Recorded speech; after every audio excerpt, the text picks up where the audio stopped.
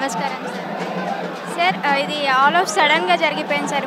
4 రోజుల క్రితమే మంచిగుండు అని చెప్పేసి ఒక ఇన్ఫర్మేషన్ అయితే వచ్చింది. అంతలోనే ఈ చేదు వార్త వినాల్సొచ్చింది. అది చాలా బాధాకరం అమ్మా. అంటే గద్దర్ అనే ఒక శక్తి ఈరోజు మన మధ్య లేకపోవడం మాత్రం నిజంగా అందరికీ బాధాకరమైనప్పటికీ కూడా ఆయన ఆశయాలు, ఆయన లక్ష్యాలు ముందున్నాయి. అవి ముందుకు తీసుకుపోవడమే మనం చేయాల్సిన పని.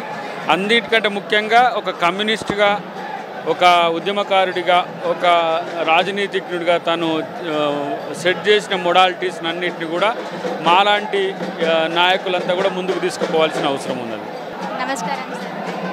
సార్ ఇది ఆల్ ఆఫ్ సడన్‌గా జరిగిపోయింది సార్. 4 రోజుల క్రితమే మంచిగుండు అని చెప్పేసి ఒక ఇన్ఫర్మేషన్ అయితే వచ్చింది. అంతలోనే ఈ చేదు వార్త వినాల్సొచ్చింది. అది చాలా బాధాకరం అమ్మా. అంటే గద్దర్ అనే ఒక శక్తి ఈరోజు మన మధ్య లేకపోవడం మాత్రం నిజంగా అందరికీ బాధాకరమైనప్పటికీ కూడా ఆయన ఆశయాలు, ఆయన లక్ష్యాలు ముందున్నాయి. అవి ముందుకు తీసుకుపోవడమే మనం చేయాల్సిన పని. అన్నిటికంటే ముఖ్యంగా ఒక కమ్యూనిస్టుగా, ఒక ఉద్యమకారుడిగా, ఒక రాజనీతిజ్ఞుడిగా తను సెట్ చేసిన మొడాలిటీస్ అన్నింటినీ కూడా మాలాంటి నాయకులంతా కూడా ముందుకు తీసుకుపోవాల్సిన అవసరం ఉన్నది.